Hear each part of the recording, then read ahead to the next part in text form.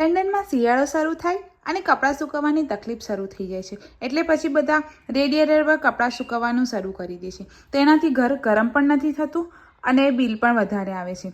તો ચાલો હું આજે તમને એનું સોલ્યુશન આપું છું. મિત્રો, આ રહ્યું તેનું સોલ્યુશન. આ એક રેડિએટર ક્લોઝ એરર છે જે 7 પાઉન્ડમાં મળે છે અને આ કોઈ બ્રાન્ડની એડ નથી, પરંતુ આ એક ઘરગથ્થુ સોલ્યુશન છે જેનાથી કપડાં જલ્દી સુકાઈ પણ જાય છે અને રેડિએટર પર કપડાં નાખી રાખવાની ઝંઝટ પર રહેતી નથી. તો ચાલો હું તમને બતાવું કે તેને કેવી રીતે ફિક્સ થાય છે અને તેનો કેવી રીતે યુઝ કરી શકાય છે.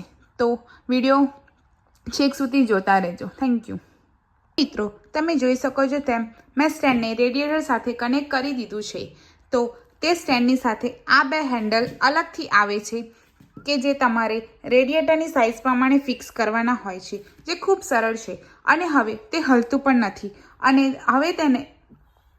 અને હવે તમે જોઈ શકો છો તેમ મેં તેના ઉપર કપડાં સૂકવી દીધા છે. તો જોયું તમે પહેલાં કેવું લાગતું હતું, હવે કેટલું સરસ વ્યવસ્થિત લાગે છે. તો બસ આવી જ રીતે તમે પણ આ સ્ટેન્ડ લાવો અને તમારી જિંદગીને સરળ બનાવો. કારણ કે લંડનમાં રહો છો તો આવી નાની નાની વસ્તુઓનું તો એડજસ્ટમેન્ટ તમારે જાતે જ કરવું પડશે. નહીં તો અહીં શિયાળામાં લંડનમાં કપડાં સૂકવવા તો ઘણું જ અઘરું છે. તો મિત્રો, કેવો લાગ્યો તમને આ વિડીયો?